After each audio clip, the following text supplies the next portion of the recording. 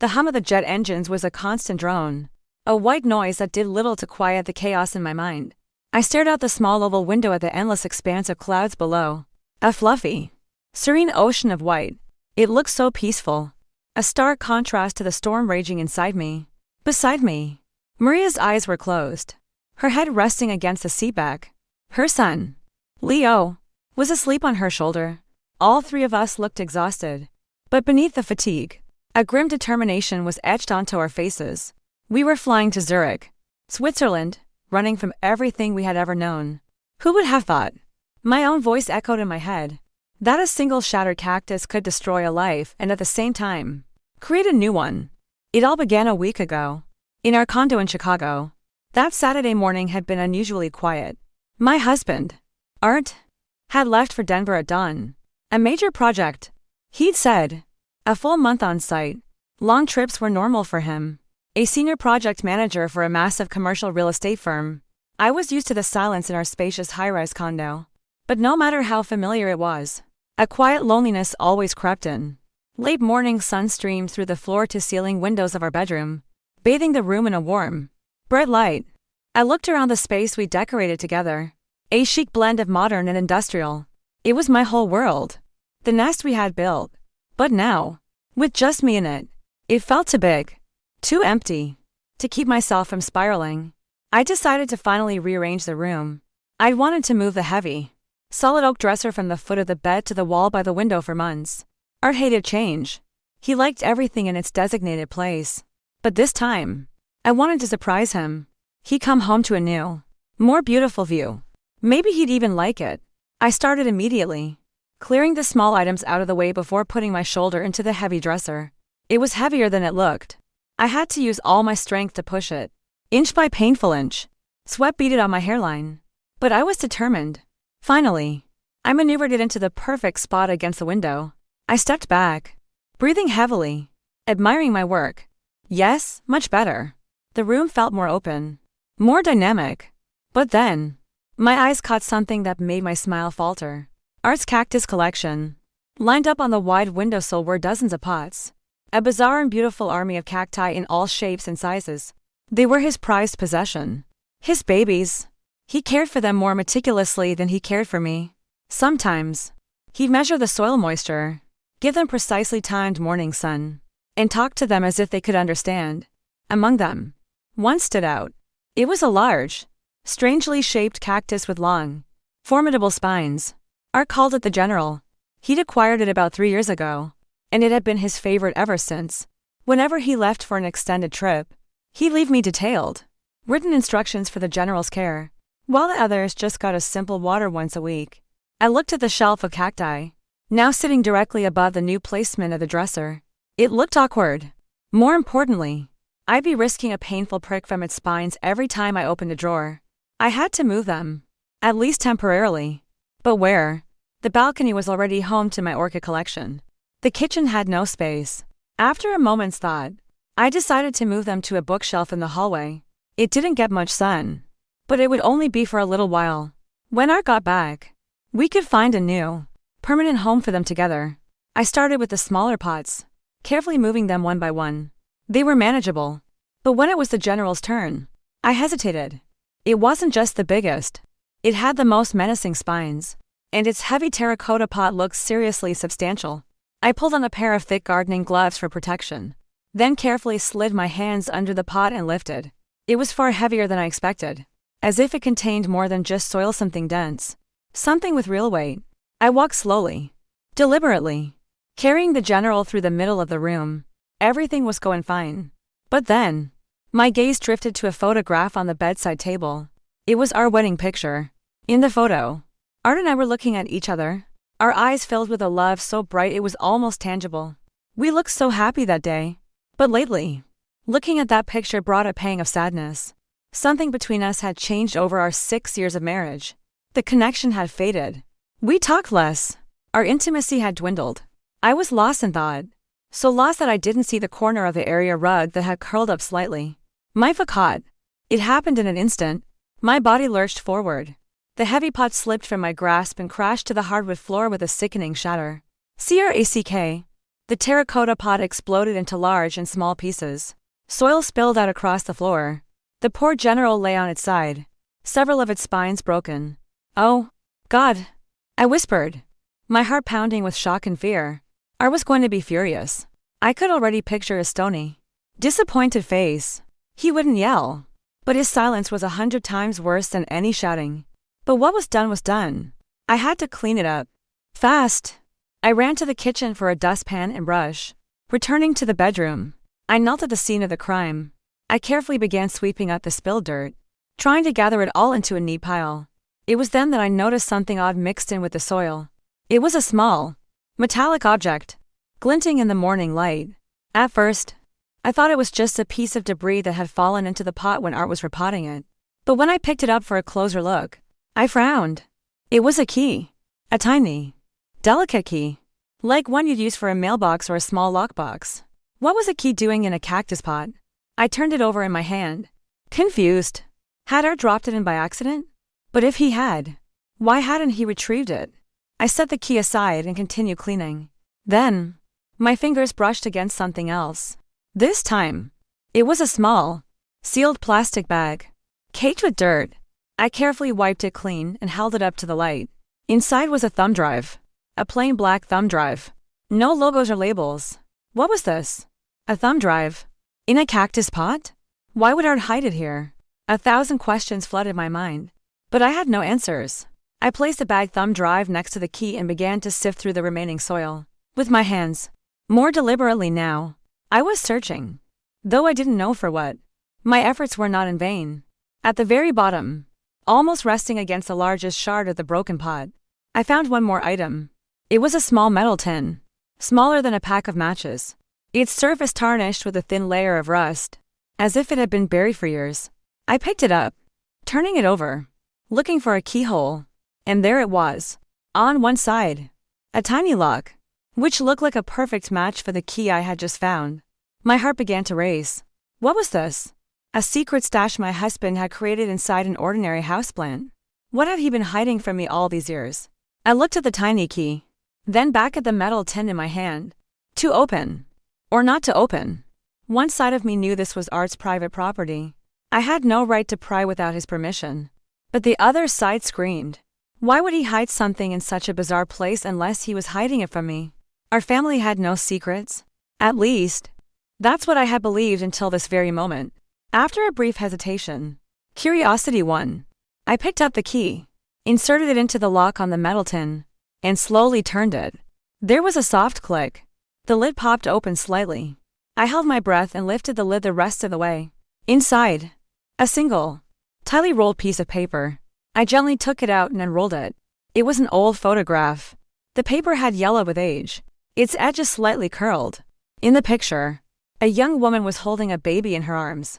She was smiling at the camera, while the infant slept peacefully against her chest. I had never seen this woman before. She wasn't any of Art's relatives I had ever met. She had long, dark hair, sharp, intelligent eyes, and a smile that seemed tinged with a strange sadness. Who was she? And why would Art hide her picture in such a secret place? I turned the photo over. On the back, written in a beautiful, feminine cursive, was a message. The ink was faded, almost illegible, but I squinted and managed to make it out. There were 2 lines. Maria and Leo, a father's love. June 10th, 2008. Maria? Who was Maria? And Leo? That must be the baby's name. But what did any of this have to do with Art?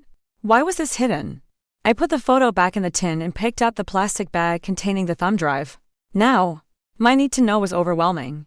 To see what was on it, I needed a computer. I left the poor cactus and the pile of dirt on the bedroom floor and rushed to the living room, where our laptop was.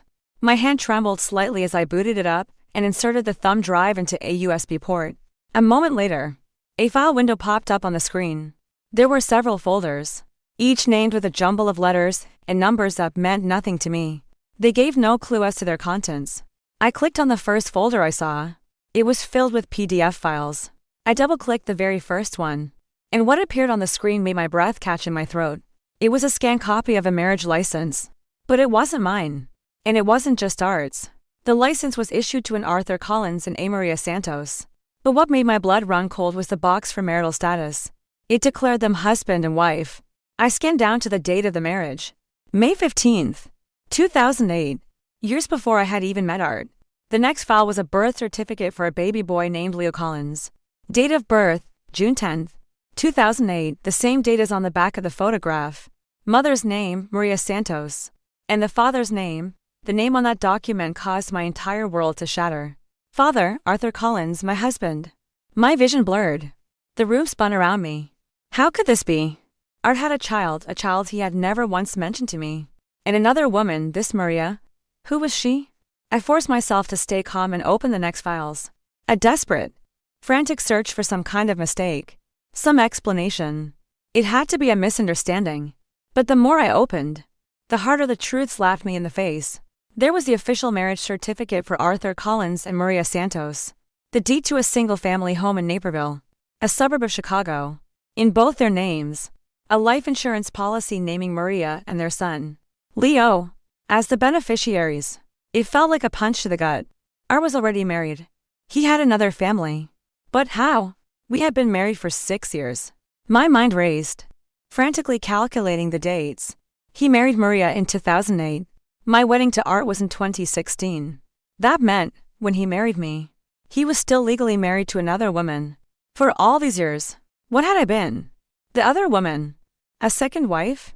Or just a fool with no legal standing at all? My head swam with a flood of information and emotion. But I forced myself to keep exploring the thumb drive. In the next folder, I found photos. Hundreds, maybe thousands of them. And in every picture, there she was, Maria. Sometimes alone, sometimes with her son, and sometimes with Art. There they were, the three of them, on vacation at a beach in Florida. Here they were, celebrating someone's birthday. And this one, a picture from a kindergarten play. A proud mother and father, happily taking a picture of their son. They were ordinary family photos, just like the ones Art and I had. Except in these, the woman standing next to him wasn't me. I didn't know what to think. How could Art live a double life like this? How did he divide his time between two families? And most importantly, why? In a third folder, I found video files. I played the first one. Art's face appeared on the screen. He was looking directly into the camera, a worried expression in his eyes. If you're watching this, Maria, he began. It means something has gone wrong. I need you to know. I love you and Leo more than anything in this world. Everything I do for you. If something happens to me, in the box, you'll find all the necessary documents, bank accounts, property deeds, insurance, it's all in your name. And Leo's. You will be safe. I promise. The video ended. But I just stared at the blank screen, disbelieving what I had just heard. Love more than anything in this world. So, where was I? In his world. Where did I fit? I played more videos. Some were simple family moments, Leo's birthday, a trip to the zoo, just lounging around the house. But in others, Art would speak to the camera again. He spoke of his work, of potential dangers, of the need to be careful. He was vague, using coded language, as if he were afraid to speak plainly. I scrolled to the end of the file list and found a video created just last month, only a few weeks ago. In it, Art was standing in what looked like a hotel room. Maria, I might have to stay in Phoenix for a few more days. He said, the deal isn't going as smoothly as I'd hoped. Kiss Leo for me, and tell him Dad will be home soon. Phoenix. But Art had told me he was going to Denver to meet with business partners. He had lied to me. But compared to everything else I had just discovered, that lie seemed insignificant. I closed the laptop and leaned back in my chair. My mind a whirlwind. I couldn't believe the man I had lived with for 6 years, the man I trusted and loved with all my heart, had been living a double life. He was a husband to 2 women, a father to a boy I never knew existed. How was it possible? How did he split his time between us? I tried to think back. How often was Art gone? Out of town for work. He was always traveling, sometimes for a few days, sometimes for a week, sometimes for a month. I never questioned his business trips. His job required travel, and I had accepted it as part of our life together. But now I knew those business trips, or at least some of them, were nothing more than the time he spent with his other family. The thought was too insane, too unbelievable to accept. I opened the folder with the documents again and began to read through them meticulously. one by one. Maybe I had misunderstood something. Maybe there was another explanation. But the more I read, the clearer the picture became. Art had another family? One I knew nothing about. Among the documents, I found a lease for a house in Naperville. The lease was in Maria Santos's name, dating back to before Art and I were even married. And judging by the renewal dates, she was still living there. Naperville, less than an hour's drive from our condo. I felt a wave of nausea. I needed air. I closed the laptop, ejected the thumb drive, and walked to the window. I slid it open and took a deep breath, trying to calm my racing heart. What do I do now? How do I respond to this discovery? My first instinct was to call Art and demand an explanation. But I stopped myself. In this emotional state, I couldn't have a rational conversation. Besides, it might be better to gather as much information as I could before confronting him. My eyes fell on the clock on the wall. It was almost noon. I had been sitting at the computer for hours, completely unaware of the time passing. My stomach rumbled, a faint reminder that I hadn't eaten since morning. But the thought of food made me sick. How could I think about eating when my life had just shattered into a million pieces? Just like that unfortunate cactus pot? The pot, I'd completely forgotten. The dirt was still piled on the bedroom floor. The poor cactus still lying on its side. I should clean it up. But I had no energy. No will to do anything. I went back to the desk and plugged the thumb drive in again. This time, I was going to examine every file, every document, to piece together the whole story. Among the files, I found bank statements. The accounts were in Maria Santos's name. But there were regular, substantial deposits from Art's accounts. The amount transferred each month was huge, nearly as much as the salary he brought home to me. That meant, for years, he had been splitting his income between two households. He had always told me his income wasn't as high as he'd hoped. We saved. We were frugal. We denied ourselves small pleasures for our future. But the reality was, he was giving half of his money to another woman and her child. I tried to pinpoint when I first noticed something was off about Art's behavior, but nothing specific came to mind. He was always an attentive husband. He'd call me every time he was away. Bring back gifts. Ask about my life. Yes, lately. He had seemed more withdrawn. More distant, sometimes lost in thought. But I'd attributed it to work stress and exhaustion. How could I have been so stupid? Why had I never seen the glaring warning signs? Looking back now, I could recall so many small things that should have raised suspicion long ago. His secretive phone calls, how he always stepped out onto the balcony or went to his car to talk instead of in the house. His erratic travel schedule, sometimes coming home earlier than planned, sometimes staying longer with no clear explanation. And his reluctance to have children, even though we used to talk about it as a definite part of our future. Children. Art already had a son who must be around 15 years old now, a teenager. And I had spent years thinking we were putting off having kids for financial reasons, to build a more stable foundation. The thought brought tears to my eyes. I felt used, discarded. A footnote in his real life. All these years, what had I been to him? A distraction? A backup plan? Or just a convenient cover for his secret life? I thought about the strange videos where Art mentioned danger and the need to be careful. Maybe his double life was connected to something illegal. Maybe he was involved in some shady business. His job, Art always told me he worked in real estate, handling procurement and partner negotiations. But, was that true? I had never been to his office. Never met a single one of his colleagues. He always kept his work life separate from his home life. I decided to investigate. The thumb drive had to have something about his work. And it did. In one folder, I found contracts, agreements, and a mountain of business emails. But the company name in those documents, it wasn't the one Art had told me. And the business was different too. Not construction, but logistics. International shipping. The deeper I dug, the more confused I became. Some contracts were in foreign languages with companies in countries I'd barely heard of. The sums of money involved made me question their legality. Where would a simple procurement manager get that kind of money? In the final folder, I found something that almost made me collapse. It was a collection of scam passports. Not just one, but several. All issued in Art's name, but with different last names. Arthur Collins, Art Vance, Arthur Miller. Why would one person have multiple passports with different names? The answer popped into my head. Unbidden, but I was too afraid to accept it. It was getting dark outside when I finally looked up from the computer screen. My head was heavy with an overwhelming amount of information. My eyes were blurry from staring at the screen for hours. I felt empty, drained, as if all my energy had been siphoned away. But at the same time, deep inside, a new sense of resolve was beginning to form. I had to know the whole truth, no matter how painful. First, I needed to confirm that this woman, Maria, and her son, Leo, were real.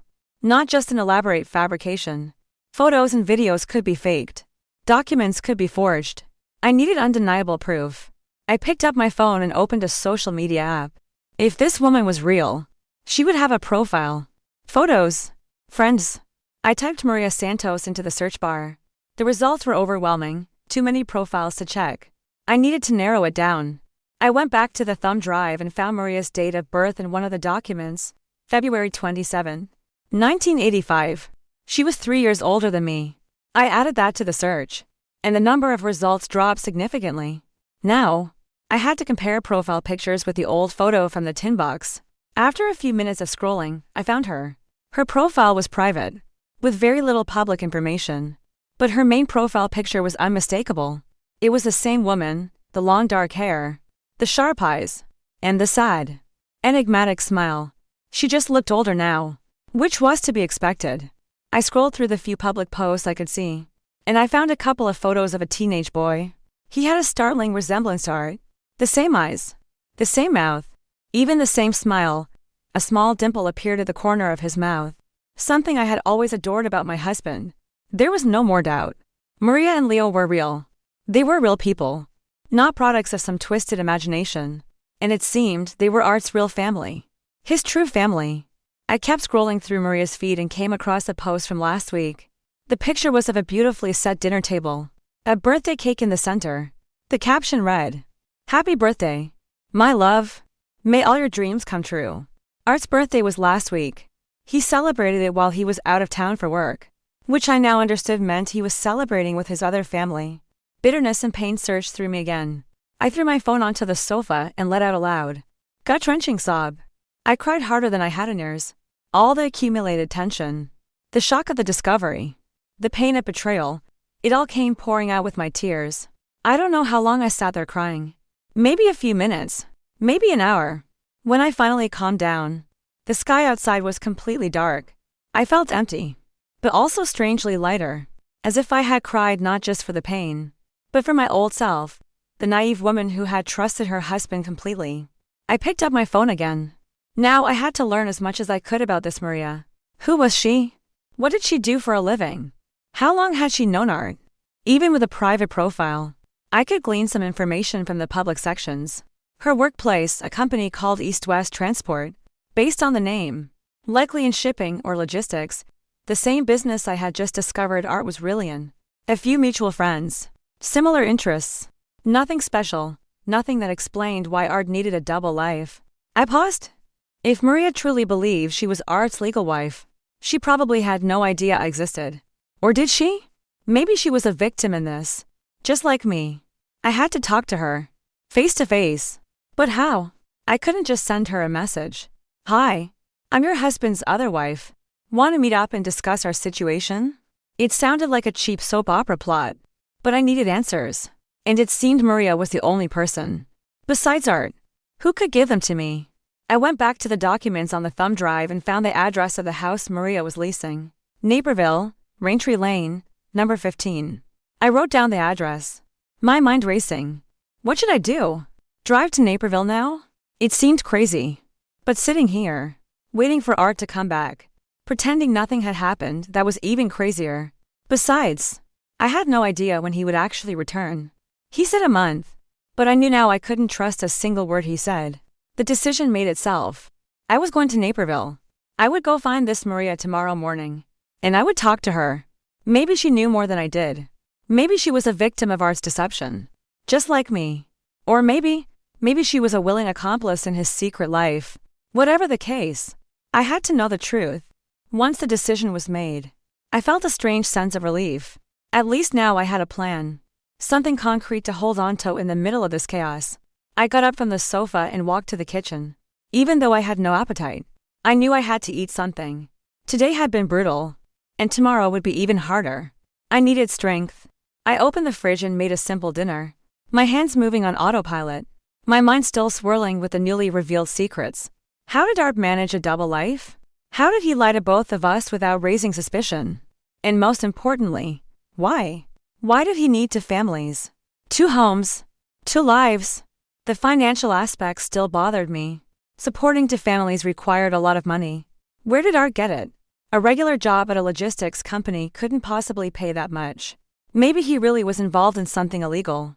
I thought about the video where he warned Maria about danger and the need to be careful. Maybe he was involved in the criminal underworld. Maybe this whole double life was part of some complex scheme. But what kind of scheme? The questions kept piling up. With no answers in sight, I knew that without talking to Art or Maria, I would remain in the dark. But I couldn't wait for my husband to return. There were too many lies. Too many secrets. I had to act now. After dinner, I packed a small overnight bag. I could take a morning train to Naperville. I booked a ticket online. I packed the essentials, not knowing how long I might be there. Then I checked my own bank account. I had enough money for the trip and a hotel for a few days. The last thing I did was clean up the mess in the bedroom. I collected the broken pieces of the pot, swept up the spilled dirt, and repotted the general in a new container. The poor plant looked a little bruised, but it seemed like it would survive. It was ironic that something as small as a broken pot could lead to such a monumental shift in my life. After cleaning up, I took a shower and went to bed. Despite my exhaustion, I couldn't sleep. I tossed and turned, replaying the day's events in my mind, trying to process the fact that my life, the life I thought was perfect, was built on a foundation of lies. Around 3 a.m., I finally drifted into a restless sleep, filled with strange, unsettling dreams. I dreamt of Art, but with a different face. He spoke to me, but his words were gibberish. And somewhere nearby, she was always there, Maria, holding a baby and looking at me with that sad, knowing smile. I was jolted awake by my alarm at 6 a.m. My head felt heavy after a sleepless night, but my resolve hadn't faded. I quickly got dressed, called a cab, and headed for Union Station. The train to Naperville left at 7:30. I found a window seat and settled in for the hour-long journey. Outside the window, the cityscape of Chicago slowly gave way to suburbs, then to fields and parks. But I barely noticed. My mind was focused on the impending meeting with Maria. What would I say to her? How would I explain my presence? And most importantly, how would she react to the news that her husband was married to another woman? I tried to put myself in her shoes. If a strange woman showed up at my door claiming to be my husband's wife, what would I do? I probably wouldn't believe her. I'd think it was a sick joke or a misunderstanding. I would need proof, something to make Maria believe me. I took out my phone and scrolled through photos of Art and me. There it was, our wedding picture. US under an arch of flowers, looking blissful and in love. Here was a picture from our honeymoon in Italy. And this one from last New Year's Eve. Art wearing a silly Santa hat, his arm around my shoulder. These photos should be enough to convince Maria I wasn't some delusional stranger. But would it be enough? Maybe I should have brought our marriage license. It was in a file drawer at home. No, I decided. The photos would have to do. Besides, I had the thumb drive with all the documents I had found. If necessary, I would show them to her. The train arrived in Naperville right on time. At 9:15, I stepped off the train into the bustling, affluent suburb. I called an Uber and gave the address, Raintree Lane, number 15. The driver nodded and navigated the unfamiliar streets. The drive took about 15 minutes, and all the while, I tried to rehearse my opening lines, preparing for the conversation to come. But the closer we got, the more my heart hammered against my ribs. What if she wasn't home? What would I do? What if her son, Leo, answered the door? What would I say to him? Or worse, what if I found Art there? Maybe he wasn't out of town for work after all, but right here with his other family. The thought sent a hot flash through my body. I imagined walking in and seeing Art at the breakfast table with Maria and Leo, a happy family with no room for me. How would I react? What would I say? But it was too late to turn back. The car was turning onto the street of the specified address. It was a large, well-maintained subdivision, leafy and quiet. The car stopped in front of number 15, a beautiful, welcoming 2-story house with a small, lovingly tended garden out front. I paid the driver and got out. For a moment, I wanted to turn and run, forget all of this and go back to my normal life. But I knew my normal life no longer existed. Too much had changed in the last 24 hours. I took a deep breath, gathered my courage, and walked up to the front door. I raised my hand and rang the doorbell. Decisively. Several long seconds passed, no movement. No sound. I rang it again, this time holding the button down longer. Still silence. It seemed no one was home. I looked around, confused, not knowing what to do next. Wait. But for how long? An hour? 2? The whole day? What if no one came back? This was the only address I had for Maria. Just then, the door of the house next door creaked open, and an older woman poked her head out, her eyes full of curiosity. "Can I help you, dear?" she asked, looking me up and down with an assessing gaze. I'm here to see Maria," I said, trying to keep my voice steady. "Oh, Maria," the neighbor said. "She's not home. The whole family went on vacation to their lake house in Wisconsin. Said they'd be back on Monday. Today was Saturday. That meant I'd have to wait 2 days. And who are you? If you don't mind me asking?" The neighbor pressed on. I froze for a second. Who was I to them? A nobody. An outsider about to intrude on someone else's life. But I couldn't say that. "Of course. I'm a colleague of Maria's," I improvised. "I have some important documents for her. Do you happen to know the name of the resort in Wisconsin?"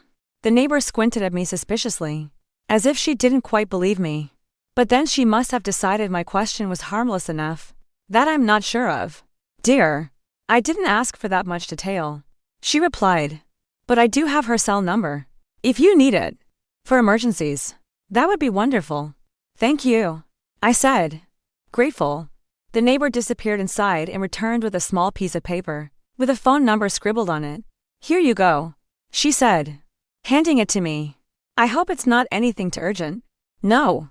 Nothing that can't wait until Monday," I assured her. "Thank you for your help." The older woman nodded and closed her door, leaving me standing in front of the house with a small slip of paper in my hand. I now had a direct way to contact Maria. But, should I call her? What would I say over the phone? This wasn't the kind of news to be delivered long distance. I walked away from the quiet subdivision and found a nearby coffee shop to sit and think. I ordered a salad and an iced tea, then took out my phone and stared at the number. To call, or not to call. I could just say I was calling from her work, claim to be a colleague like I told her neighbor, then subtly try to get the name of the resort during the conversation. But wouldn't that seem strange and suspicious? As I pondered, my food arrived. I chewed my salad without tasting it, weighing all the pros and cons in my head. The decision came unexpectedly. I would call Maria right now. I would tell her I knew about her husband's second family and demand an explanation. In the end, he was the cause of all this. I dialed the number. My heart was beating so fast I felt like other customers in the coffee shop could hear it. After a few rings, a woman's voice answered. "Hello." It was the same voice I had heard in the videos from the thumb drive. The voice of the woman who had been my husband's wife for far longer than I had. "Hello. Is this Maria?" I asked, trying to sound as calm and composed as possible. "Yes. This is Maria.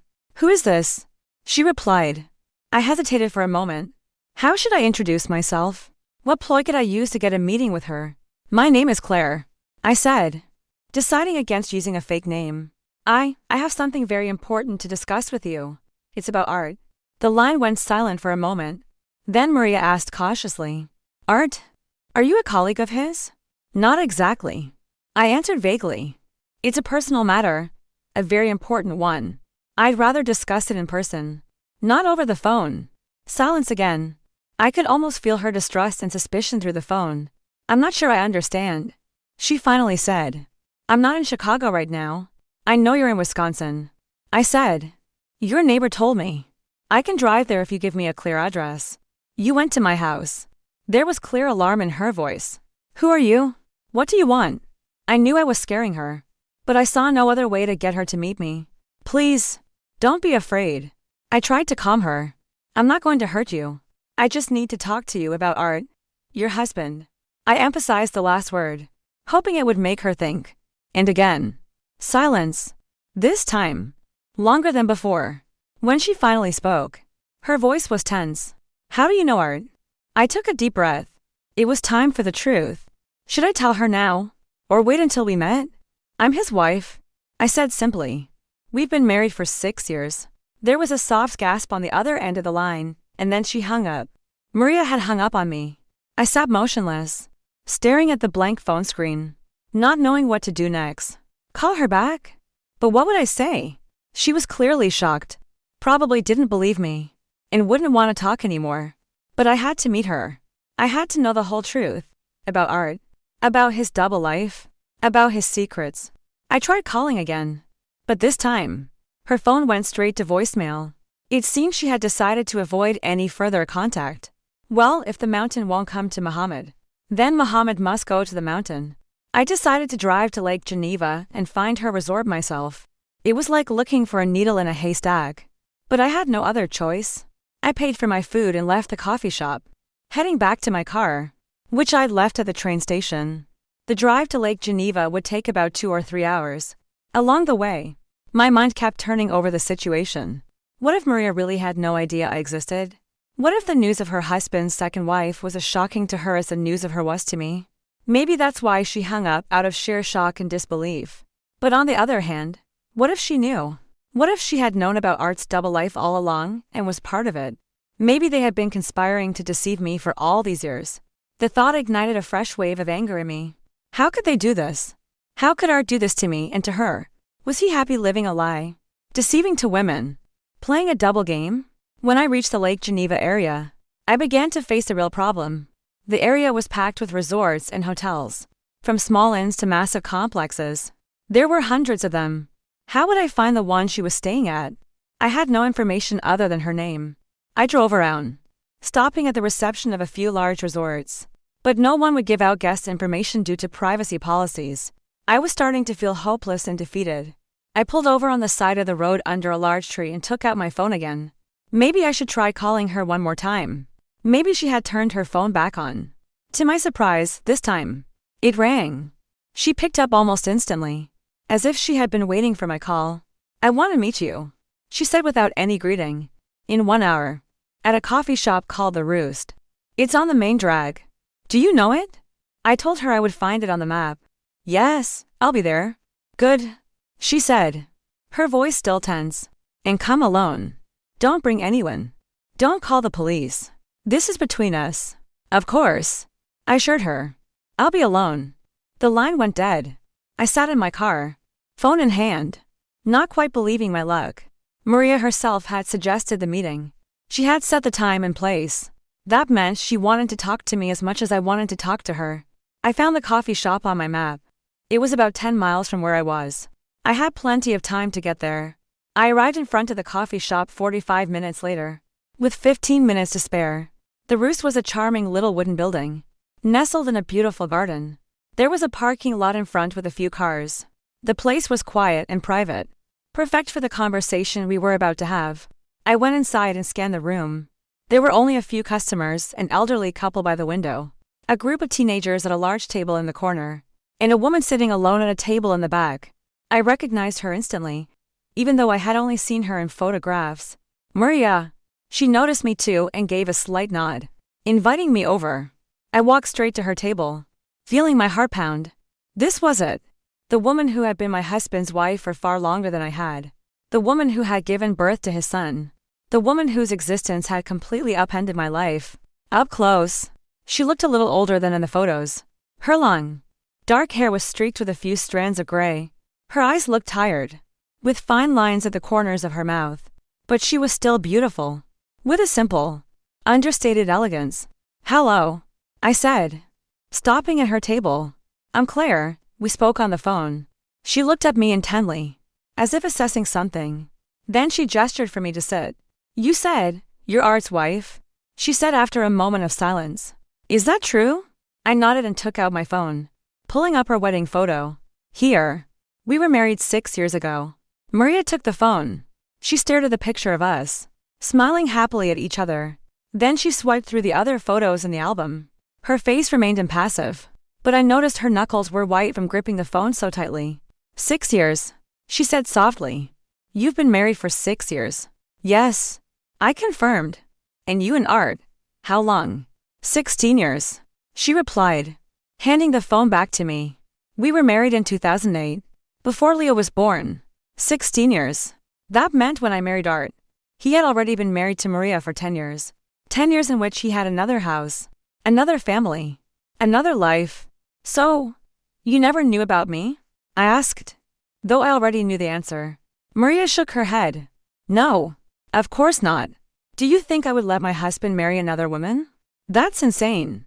There was bitterness in her voice, but not anger, at least. Not anger directed at me. And how did you find out about this? She asked after a pause. I told her everything about the cactus, the broken pot, the thumb drive, and the metal box I found. With every word I spoke, her face grew more tense. That general cactus, she said when I finished.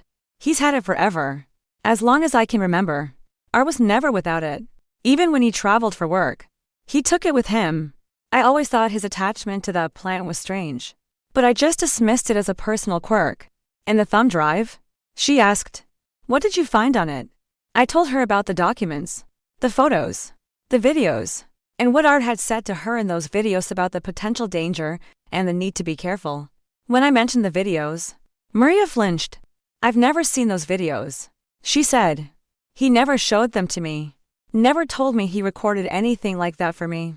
It's strange. I agreed. Why record a message if you never intend for the recipient to see it? Maria tapped her fingers on the table, thinking. He's always been a private person. She finally said. Even with me. Especially in recent years, the frequent business trips. Coming home late. The suspicious phone calls, I suspected he had someone else. But I thought it was just a simple affair. It turns out he had a whole other life. There was a profound bitterness in her voice, and I felt a deep sympathy for this woman. It seemed she was a victim of Art's deception. Just like me. And his work? I asked. As far as you know. What does he do? He works in logistics. Maria answered. The company is East-West Transport, International Shipping. He travels abroad frequently to meet with partners. I'm used to him being away. And you? She asked me. What did he tell you? He told me he worked in real estate. I replied. Procuring building materials. Negotiating with contractors.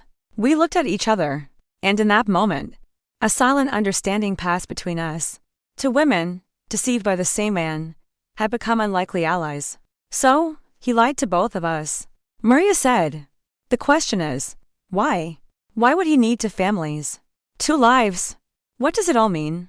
I shook my head. I don't know. But I have a feeling there's more to it. From the videos I saw, he seemed to be afraid of something. He mentioned danger, the need to be careful. Maybe he's involved in something illegal. Maria considered this. It's possible, she said finally. Lately, he's been especially paranoid. He's always checking to see if he's being followed. He forbade me and Leo from posting pictures on social media. Once, I saw him hide a box under the floorboards in the garage. When I asked what it was, he brushed it off, said it was just old documents he might need in the future. We both fell silent, each lost in our own thoughts. The situation was becoming more complex and frightening by the minute. Who was Art? Really? What was he doing? And most importantly, where was he now? So, where is Art now? I asked. According to what he told you. Maria shook her head. He said he was going to Denver for work. He'll be back in 2 weeks. He told me Denver too. I added. But he said it would be for a full month. We looked at each other again. The uncomfortable truth hung in the air. He might not be in Denver at all. He could be anywhere in the world, or maybe with a third family, one that neither of us knew about. Maria shook her head quickly. No way. 2 families is already too much to manage. A third would be beyond the capacity of even a master liar like Art. I agreed with her. A double life was complicated enough. A triple life seemed too incredible to be true. There's one more thing, I said after a moment. On the thumb drive, I found copies of several passports, all in Art's name, but with different last names: Collins, Vance, Miller. Maria's eyes widened. Collins, that's my maiden name. Art took it when we got married. Before that, he used his original family name. But in our marriage license, he used his original family name. I countered. Not Collins. We looked at each other, and I saw the same dawning horror in her eyes that I felt. Fake documents, she whispered. He's using different identities in different situations, like a spy in a movie, or a criminal. I nodded. It explained a lot. But at the same time, it explained nothing. Why would an ordinary person need fake documents? What was our shared husband really involved in? And where was he now? He might not be in any of the places he told us. He could be anywhere under another name, doing something neither I nor Maria could have ever imagined. The questions kept multiplying, but the answers remained elusive. We sat in the coffee shop for over an hour, ordering another round of tea, the conversation flowing endlessly. I told Maria about my life with Art. She told me about hers. It was like listening to two parallel stories, about two different versions of the same man. Was there anything else strange in your life with him? I asked. Anything that made you suspicious or gave you pause? Maria thought for a moment. Yes, the phone calls. She replied. Strange phone calls. After he'd hang up, he'd be agitated, irritable. Sometimes they came in the middle of the night. He claimed it was the time difference with international partners, but he always took the calls outside. He'd speak in low tones, and if I asked who it was, he'd get evasive or angry. I experienced that too. I nodded. And also, packages. He frequently received strange packages with no return address. He never opened them in front of me, always taking them into his office. When I asked what was inside, he'd say it was work documents, blueprints, or product samples. Maria nodded. We got those packages too. Once, I accidentally opened one, thinking it was a book I had ordered. Inside were documents in a foreign language and a small box tightly wrapped in tape. Art was furious that day. He yelled at me. It was the only time he ever raised his voice at me. I remembered a similar incident in my life with Art. I had once mistaken his briefcase for mine. When I opened it, I found documents in what looked like an Arabic script. Art had been livid, snatching the briefcase from my hands and remaining sullen for the rest of the evening. But we still had no idea what it was. So what do we do now? I asked after a long silence. When he comes back, what do we do? Maria shook her head. I don't know. I'm not even sure I want to see him again after all this. 16 years of marriage, and all that time he was living a double life, lying to me, cheating on me, and possibly putting me and my son in danger because of his secret life. How can I ever trust him again? How can I continue to be his wife? I understood her feelings completely. I felt the same. 6 years of my life were built on a lie. Everything I thought I knew about my husband was a fabrication, a stage play with a hidden reality behind the curtain. But you have a son, I reminded her. Leo, he needs his father. Maria laughed bitterly. A father who lies and cheats? A father who might be a criminal? No, Leo doesn't need that kind of role model. He needs someone good and honest to look up to. And Art is not that man. I couldn't argue with her. After everything we had learned, the image of Art, the kind, family-oriented man, had collapsed like a house of cards. In its place was another man, a liar, a manipulator, and possibly dangerous. And what about you? Maria asked. What will you do? I shook my head. I don't know. But I know I won't continue to live in this charade. I can't live with a man I've just realized I never knew at all. We exchanged phone numbers and agreed to stay in touch, especially if Art showed up at either of our homes. As I was about to leave, Maria grabbed my arm. Wait, she said. One more thing. You said you found a metal tin in the cactus pot, right? Was there anything else inside besides the photo? Just the photo, I replied. Should there have been something else? Maria frowned. In the video you watched, Art mentioned documents in the box, bank accounts, deeds, insurance, but you didn't find anything like that. I shook my head. No, just a single photograph. Maybe he meant the documents on the thumb drive. Maybe. Maria agreed, though she didn't sound convinced. Or maybe the box has a false bottom. The thought had never occurred to me. A secret compartment, like in a spy movie. But considering everything we now knew about Art, it didn't sound so far-fetched. Do you have the box with you? Maria asked. No, I replied. I left it at home. I only brought the thumb drive. Maria nodded. I see. When you get home, take a closer look at it. Maybe there's a hidden mechanism. I promised I would. We said our goodbyes and hugged like old friends.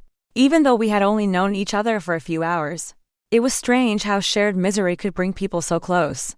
On the drive back to Chicago, I replayed my conversation with Maria. She seemed genuine, just as shocked and confused as I was. It appeared she truly never knew about my existence, just as I never knew about hers. We were both victims of the same deception, puppets in the hands of a master manipulator we had once called our husband. But who was Art? Really? What was hidden behind all his masks? And more importantly, did he have a dark past or present involving illegal activities?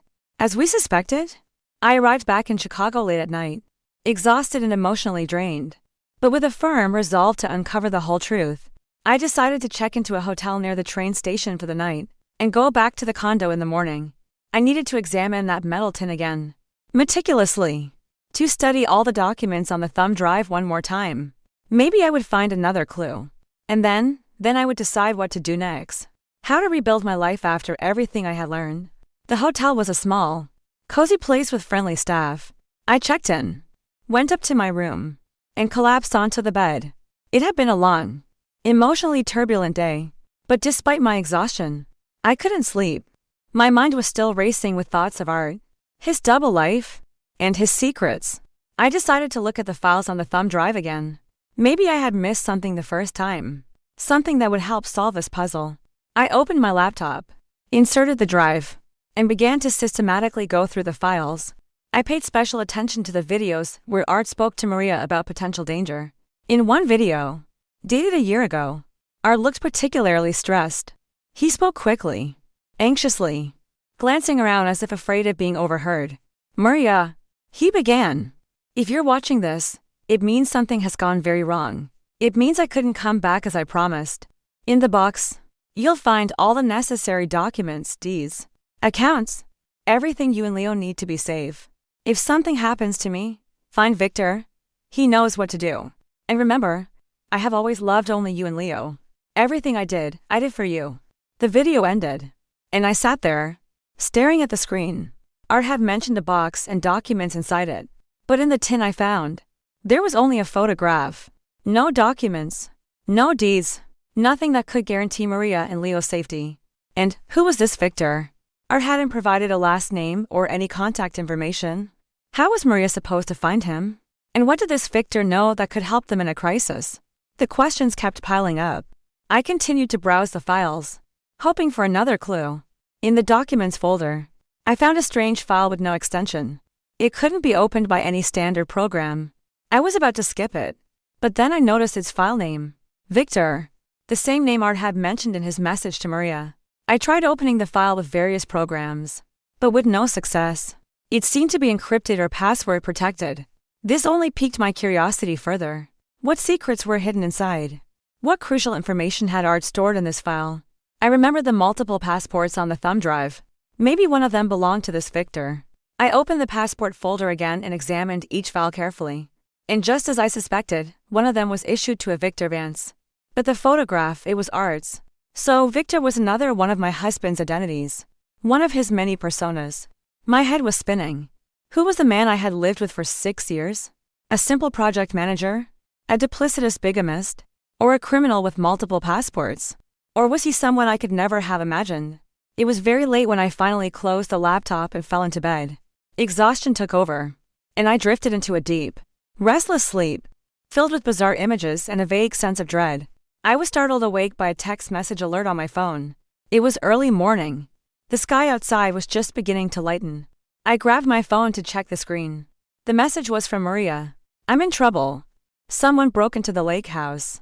Leo and I are safe, but I'm scared to go back to Chicago. What if they follow us there?"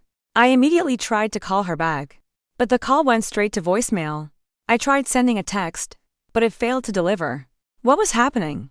Who would break into her house? And more importantly, was it related to our conversation about Art? I didn't know what to do. I decided to go back to Lake Geneva, find Maria's lake house and make sure she and her son were okay. Maybe I was overreacting. But after everything I had learned in the past 2 days, even the smallest anomaly felt like a potential threat. I quickly packed my things, checked out of the hotel, and headed back to Wisconsin. Thankfully, I still remember the way to the coffee shop where we had met. From there, I would have to start searching for her house again. On the way, I felt an indescribable anxiety. What if something terrible had happened to Maria? What if all the talk about danger and being careful wasn't just talk, but a real warning? I finally reached Lake Geneva. I drove straight to the Ruse coffee shop. From there, I started driving around to different resorts again, trying to find a house that matched her description, but with no luck. I was about to give up and head back to Chicago when I saw a local taxi parked on the side of the road. I decided to take one last chance. I walked up to the driver, an older man with a kind face. "Hello, sir," I greeted him. "I'm looking for a friend. She's staying at a resort around here, but I can't reach her. Do you happen to know someone named Maria? She's with her son, Leo." The taxi driver looked at me for a moment before his face lit up. "Oh, Maria," he said. "Sure, I know her. Nice lady. Her rental is at the Sunstone Resort, not far from here. Want me to take you?" I could hardly believe my ears. Could it be this easy? "Yes, please," I agreed immediately. The drive took less than 10 minutes. We turned into the Sunstone Resort, and the driver pointed to a secluded house. "That's the one," he said. "But it's strange. There's no car parked out front. Maybe they already left." I paid and thanked the driver, then got out. He was right, there was no car in the driveway. Maybe Maria and Leo had already left. Or maybe they were never here this weekend, and the text was a fake. But why would Maria send me a message about a break-in? And why wasn't she answering her phone or texts? I walked to the front door of the house and immediately saw signs of a forced entry. The lock was broken, and the door was slightly ajar. My heart pounded with anxiety. Something had really happened. Someone had broken in. But where was Maria? Where was Leo? I slowly pushed the door open. "Maria," I called out. "Leo, is anyone here?" The only answer was silence. The house seemed empty. I walked through the living room and was met with chaos. Furniture was overturned.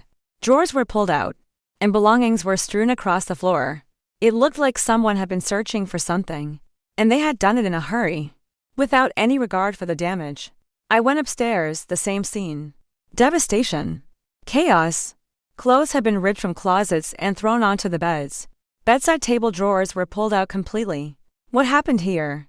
Who did this? And most importantly, where were Maria and Leo? I went back downstairs and checked the kitchen.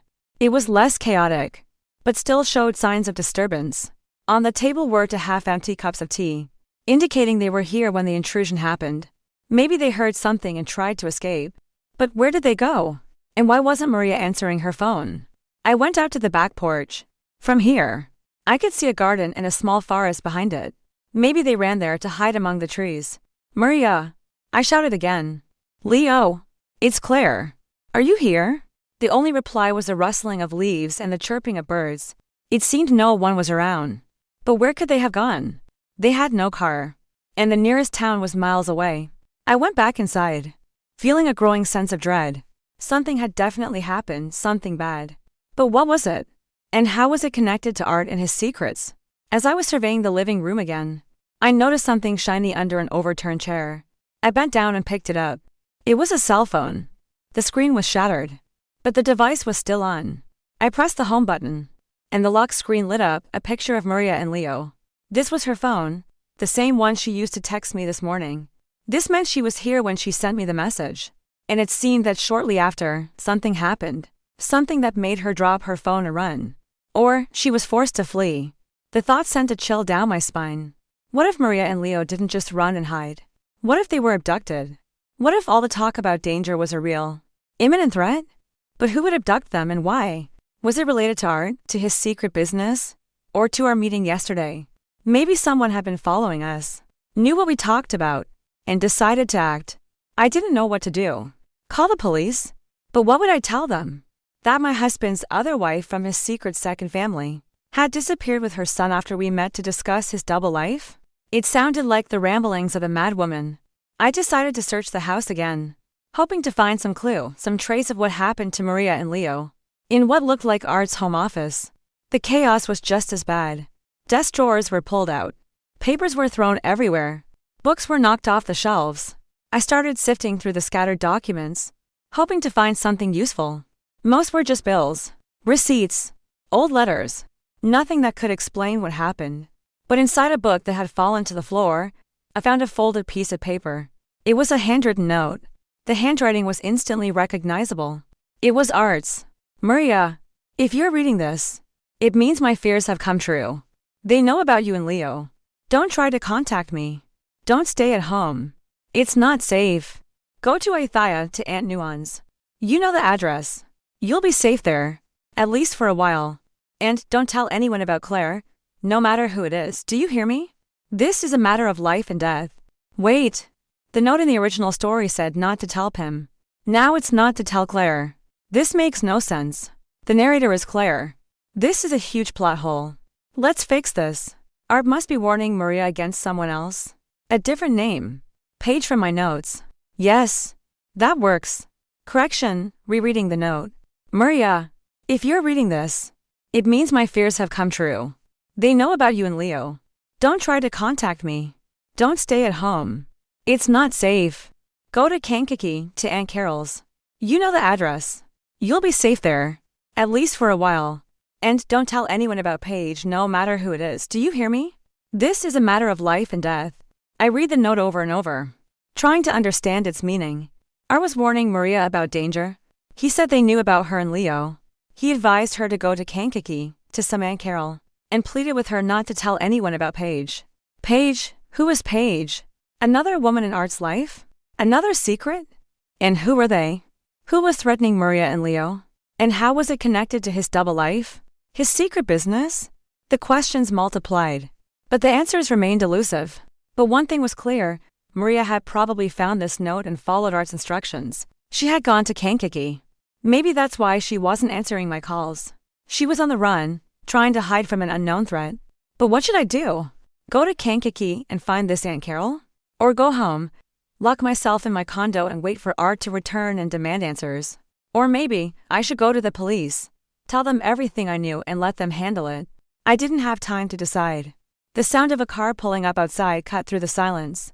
I peeked out the window and saw a black SUV parked in front of the house. Two large men in dark suits got out. They looked like federal agents straight out of a movie. My heart dropped. Who were these men? What did they want? Were they connected to the disappearance of Maria and Leo? And most importantly, were they a threat to me? I decided not to wait to find out. I quickly tucked Art's note into my pocket and ran out the back door, heading for the woods behind the house. If these men were dangerous, I needed to get as far away from them as possible. I plunged into the forest, moving as quietly as I could, trying not to leave a trail. I could hear voices behind me. The two men must have found the house empty and were now searching the surrounding area. I had to get away. Fast. I don't know how long I ran through the woods. Maybe an hour. Maybe more. Finally, exhausted, I stopped to rest by a small stream. I listened carefully. There were no sounds of pursuit. Either the men hadn't noticed my escape, or they had decided it wasn't worth chasing an uninvited guest. I sat on a fallen log and tried to collect my thoughts. What was going on? Who were those men? Why did Art have to warn Maria about danger? And what was I going to do now? First, I had to find my way out of this forest and back to civilization. Then I would decide where to go, to Kankakee to find Maria, back home, or to the police. I pulled out my phone to check for a signal, and I froze. On the screen was a missed call notification from Art. He had called just 10 minutes ago, while I was in the woods, where there was probably no reception. My trembling fingers pressed the callback button. The phone rang, once, twice, 3 times. I thought he wouldn't answer, but then his voice came on the line, a familiar voice, yet somehow strange. Claire, where are you? His voice was tense with worry. I didn't know what to say. Tell the truth. Lie. Pretend I knew nothing about his double life? In the woods. I finally answered. Not far from your wife's lake house, Maria's, the one you forgot to mention for the past 6 years. The line was silent for a moment. Then Art said softly, You know. It wasn't a question, but an admission. He knew his secret was out. Yes. Art? I know. I confirmed. I know you've been married to another woman for 16 years. I know you have a teenage son. I know our entire life has been a lie. Not all of it. Claire. He argued. Not all of it. I really do love you. That was never a lie. I laughed bitterly. Love? So you lied to me for all these years? Lived a double life? Cheated on me with a woman who thought she was your only wife? If this is love, I don't want to know what your hate feels like. Art sighed. It's more complicated than you think. Claire, much more complicated. But now is not the time to explain. You're in danger, both of you are. Maria and Leo are on the run. You need to run to, right now. His words sent a shiver down my spine. Danger? From who? From the people who are after me. He replied. I can't explain now. Just listen to me, for God's sake. Get out of Wisconsin. Go back to the condo. Pack only what's essential. And go to Kankakee, 101 Sycamore Street. Ask for Aunt Carol. Tell her I sent you. She'll help you. But, I tried to speak. But Art cut me off. No buts. Claire.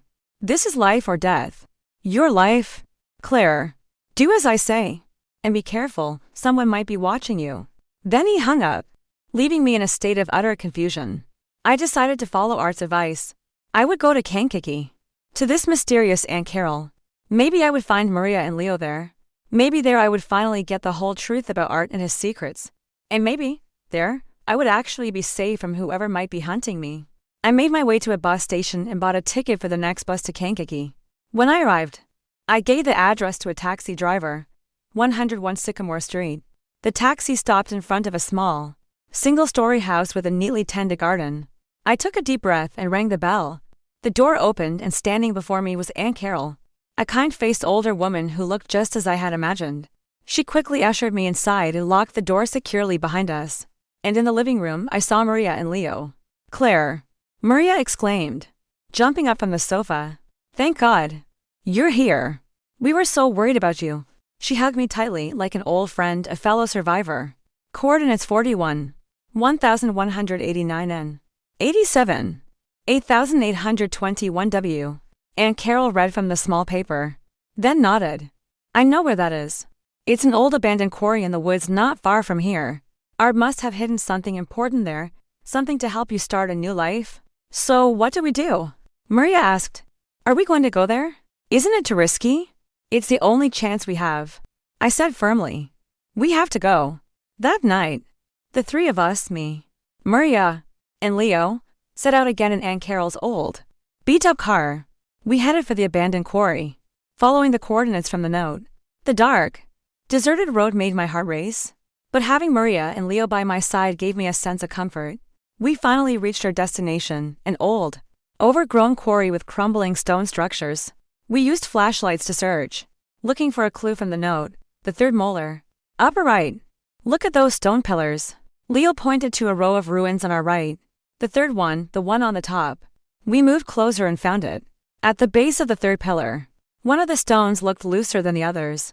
We carefully pried it out and found a cavity behind it, hiding a sealed metal capsule, just as I had imagined. We returned to the car and carefully opened the capsule.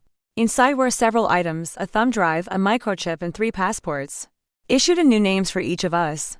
And finally, there was a letter in Art's handwriting. I was the one to read it aloud. My voice trembled as I read of his love and regret.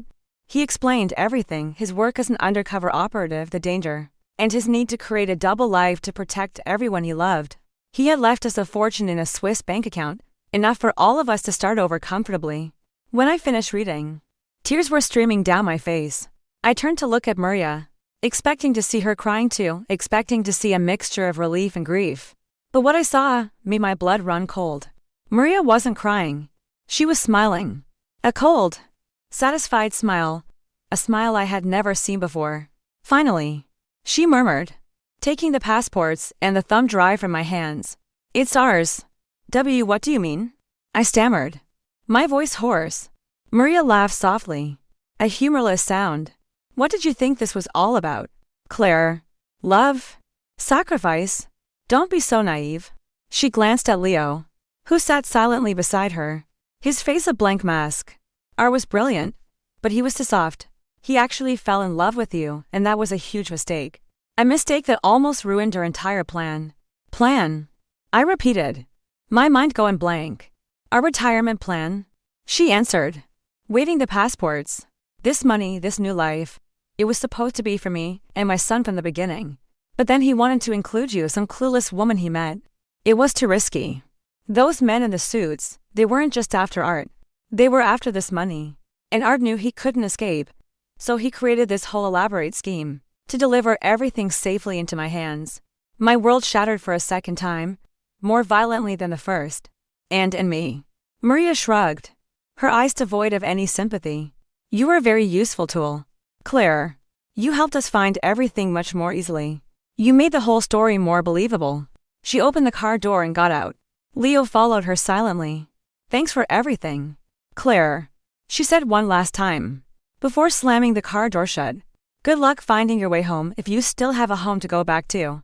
And then they disappeared into the darkness, leaving me alone in the car, in the middle of an abandoned quarry, in a town I didn't know, without documents, without money, and completely, utterly alone. The cactus hadn't just destroyed my old life, it had pushed me into a hell far deeper. A hell built on trust and destroyed by the coldest smile I had ever seen.